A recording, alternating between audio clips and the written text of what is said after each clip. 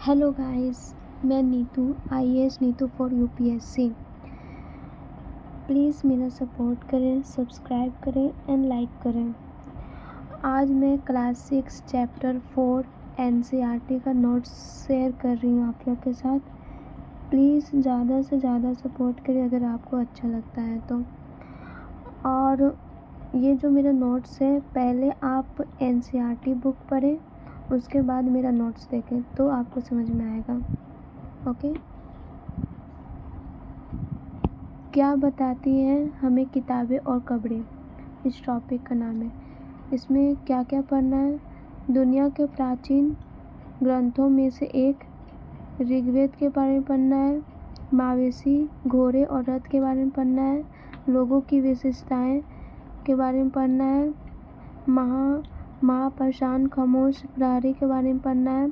सामाजिक असमानताएं में कब्र का जो परिवार के बारे में पढ़ना, अरिनाम गांव के बारे में पढ़ेंगे। वेद 4 प्रकार के होते हैं: ऋग्वेद, सामवेद, यजुर्वेद, अथर्ववेद। सबसे पुराने वेद हैं ऋग्वेद, जिनका रचना 3500 साल पहले हुआ था। 1000 से ज़्यादा प्रार्थनाएं ऋग्वेद में हैं, जिन्हें सूक्त कहा गया है। सूक्त मतलब अच्छी तरह से जो बोला गया देवी देवताओं की स्तुति में रचे गए हैं, उसे सूक्त कहते हैं।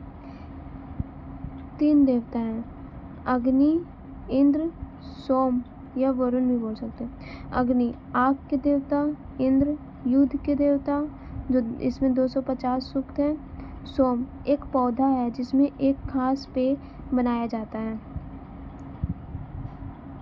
वैदिक प्रार्थनाओं की रचना ऋषियों ने की थी। ऋग्वेद की भाषा प्राकृतिक, सांस्कृतिक या वैदिक संस्कृति कहलाती है। खास पेय मोजामट पर्वत में मिलता है। भाषा परिवार एक जैसा शब्द जैसे कि माँ, मदर या मित्री।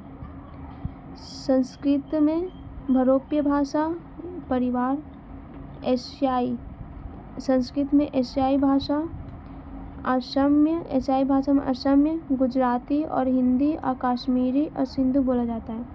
तिब्बत बर्मा परिवार में पूर्वोत्तर प्रदेश और द्रविड़ भाषा परिवार तमिल, तेलुगु, कन्नड़, मलयालम में। ऑस्ट्रो एशियाटिक भाषा झारखंड और मध्य भारत में बोला जाता है। ये यूपीएससी में एक बार क्वेश्चन आ चुका है, ये दोनों। ऋग्वेद में व्यास और सतलुज नदी के बीच संवाद बताया गया है। ऋग्वेद में लोगों की विशेषताएं बताने वाले शब्द ब्राह्मण और राजा। ब्राह्मण में पुरोहितों भी कहा जाता है, ब्राह्मण को पुरोहित भी कहा जाता है।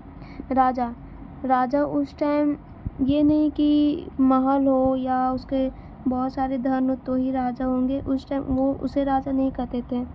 राजा उन्हें कहते थे जिनमें न महल हो, न सेना हो, न कर वसूलना हो, न आनुवंशिक शासक है।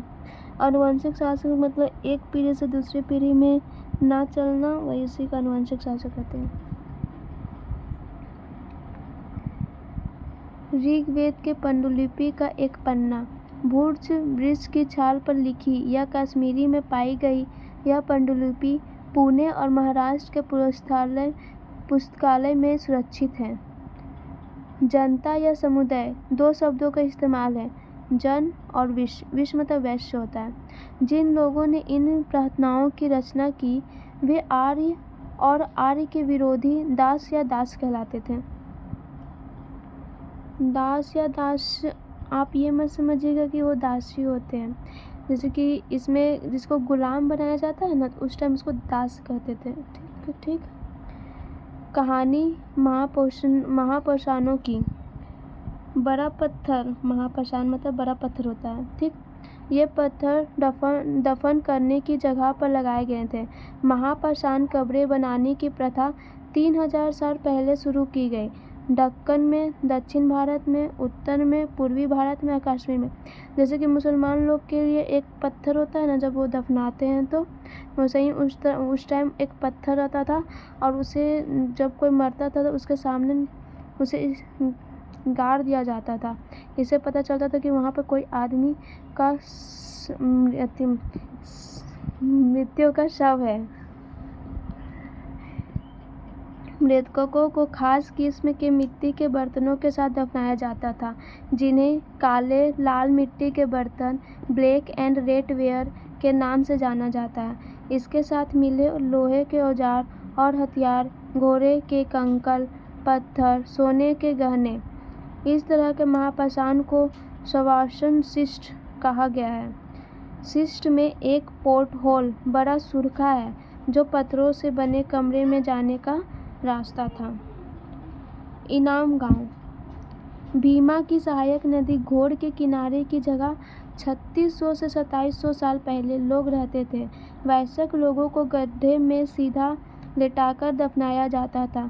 सिर उत्तर की ओर होता था और संदूक या ताबूत में दफन किया जाता था। खाना पीना: गेहूँ, जौ, चावल, दाल, बाजरा, मटर, तिल, जानवरों का मांस, खेती, पशुपालन भी करते। उस टाइम लोग मरते थे ना, तो उसके लिए ये सब खाने रखे जाते थे, क्योंकि उन्हें लगता था कि उन्हें यह मानना था कि अगर जो लोग मरते हैं उन्हें भी भूख लगता है, इसलिए ये सामान रखे जाते थे। वेदों की रचना 3500 साल पहले हुआ था। महापाषाणों की निर्माण की शुरुआत 3000 साल पहले हुआ। इनाम गांव में कृषकों का निवास 3600 से 2700 साल पहले हुआ। चरक 2000 साल पहले। चरक एक डॉक्टर था, का नाम चरक था। देखिए चरक 2000 साल पहले चिकित्सा शास्त्र पर चरक संहिता किताब लिखी। उसने बताया गया कि 360 हड्डियां हैं।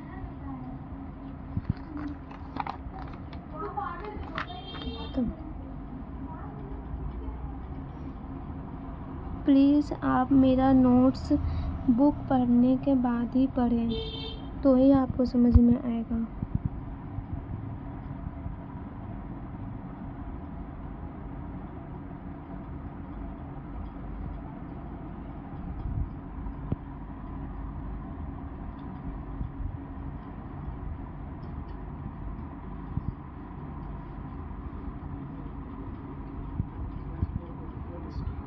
ये वाला इम्पोर्टेंट है, ओके।